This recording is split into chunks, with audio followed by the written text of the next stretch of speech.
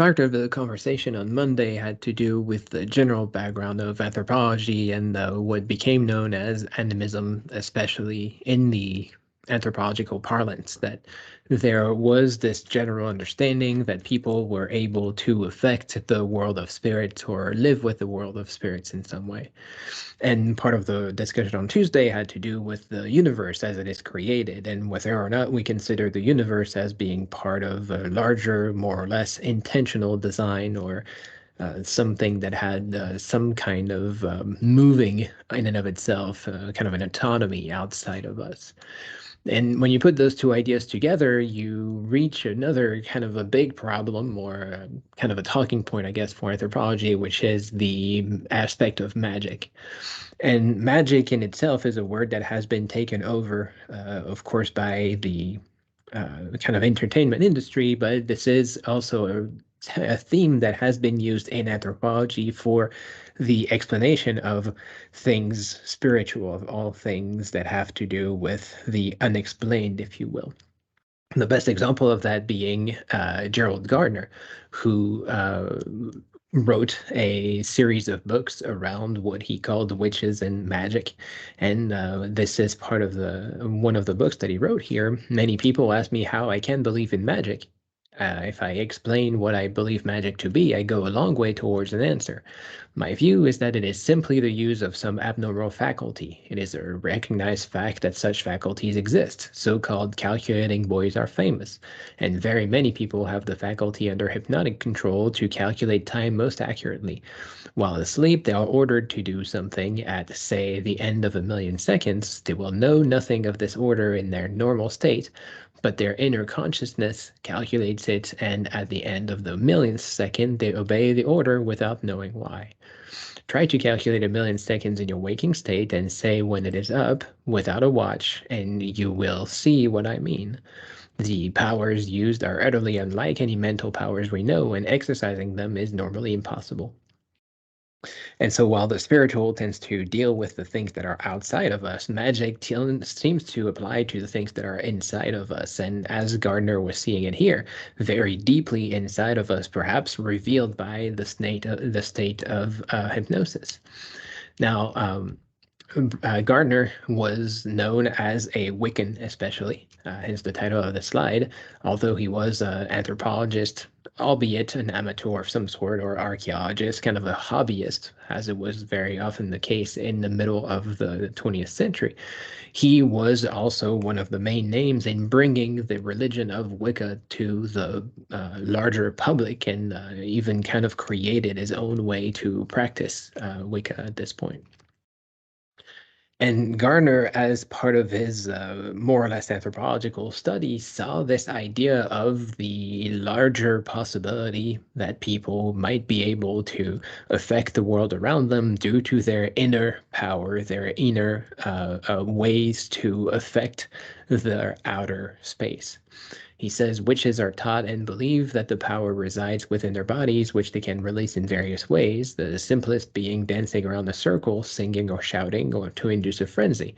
This power, they believe, exudes from their bodies' clothes impending its release. In dealing with such matters, it is of course difficult to say how much is real and how much imagination. So we have perhaps a magical power inside of us that can be released, and in this case through dancing and perhaps through getting naked, that would allow people to significantly affect the world around them.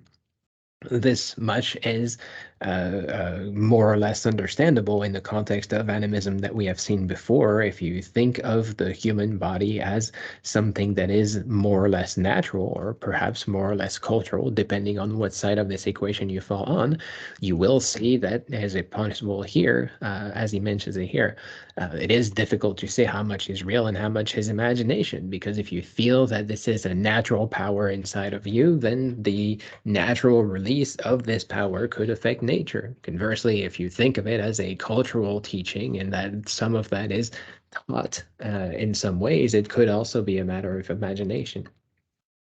And in itself, this touches the heart of anthropology, the question between nature and culture, and natural elements of our lives and cultural elements of our lives. Could we, perhaps, through a cultural practice of religion, affect the natural world around us? And conversely, could the natural around us, through its own power, affect our cultural lives to change it? That, in and of itself, is also a problem that exists in many religious systems, including the Bible, the most common ways that we typically approach religion.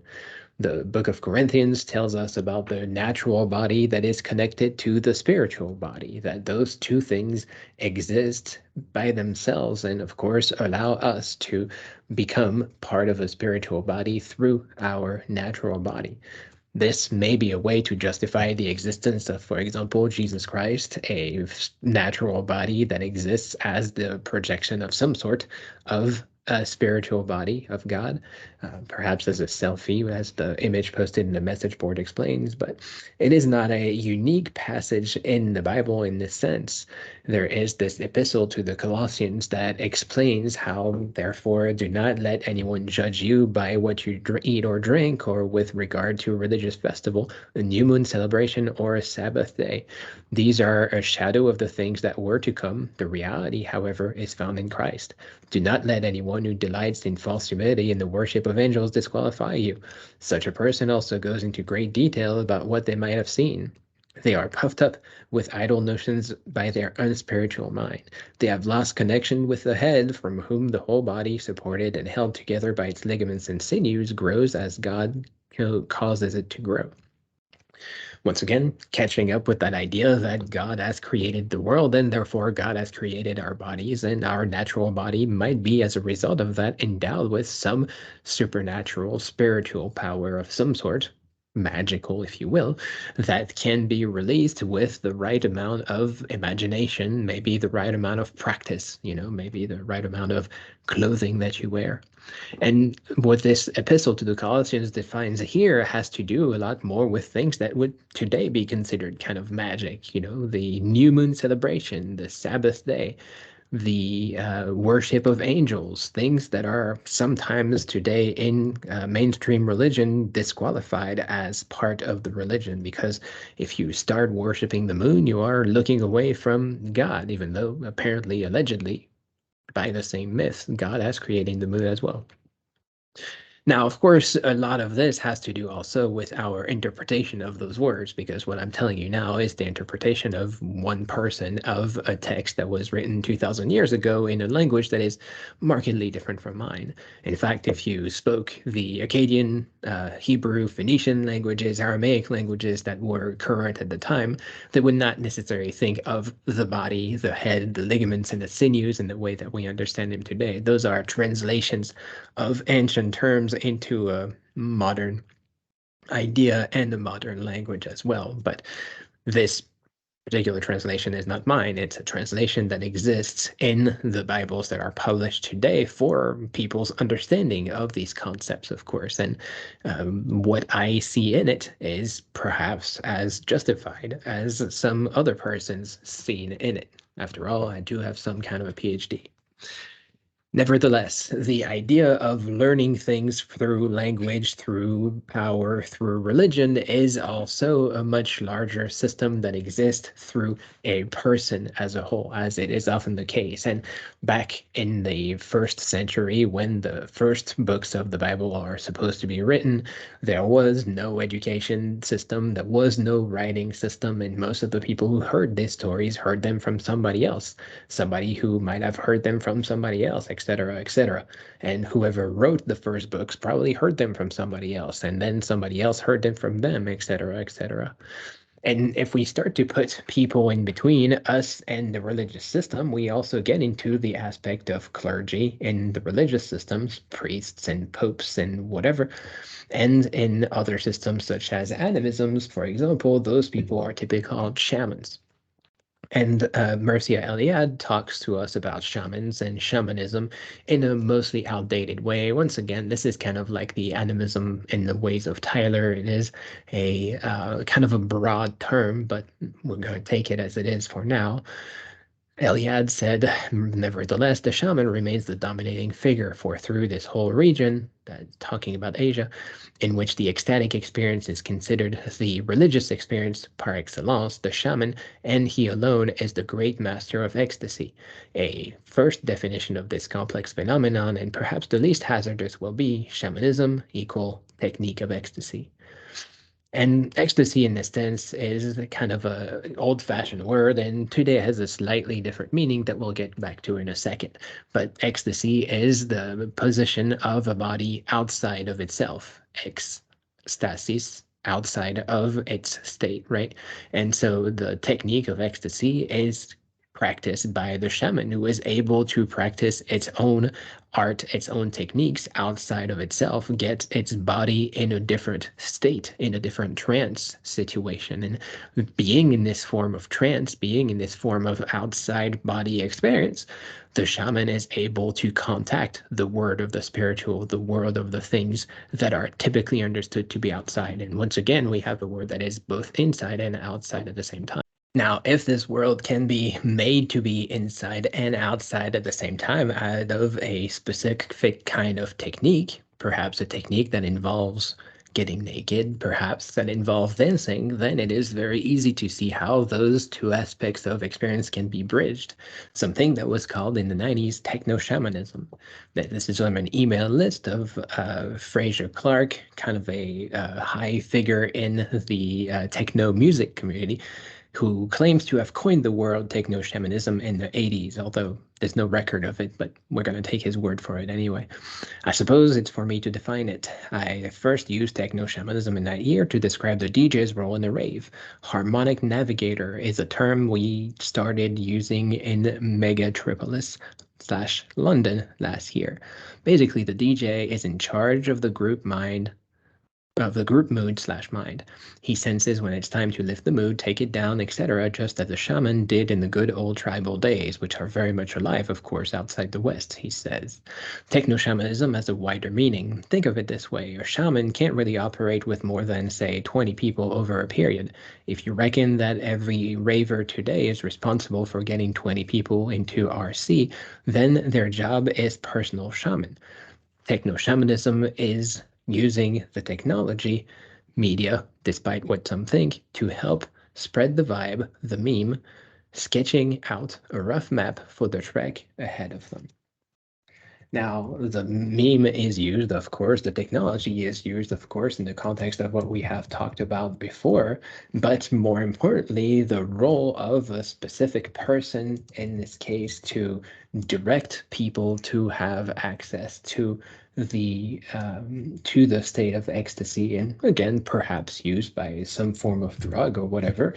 That drug has itself been invented by a Catholic priest who was looking for a way to communicate with the outside world. And the idea of the DJ as a person who is able to perhaps channel the energy of a room, channel the energy of himself, maybe of the music, and lift people together, or maybe bring people together through the music that he plays, or on the much larger sense, create this outer body experience mediated by music, by turntables, by whatever, could lift this whole idea of the technology turning into a religious practice of some sort, where the dance ritual is just an updated version of what used to exist before. And the idea of techno-shamanism has, of course, taken hold since then, as the techno music has changed also since the 90s.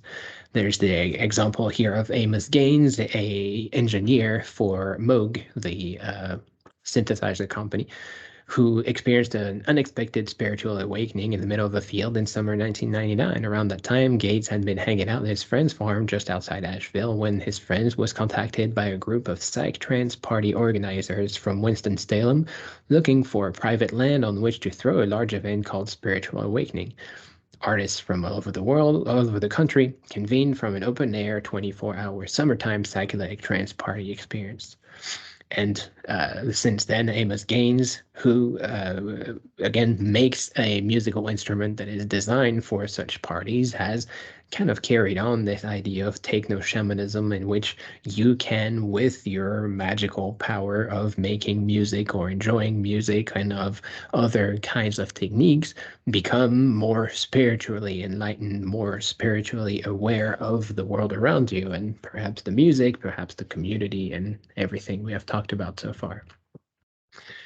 This could also be seen in slightly different ways for the amount of people that are, as Fraser Clark mentioned, practicing shamanism outside of the West, actual shamans this time, who in their own universe have to deal with the world being increasingly technologically grounded. And in this case here, of a Chinese shaman praying for the river next to her house that has been polluted by a paper factory upstream.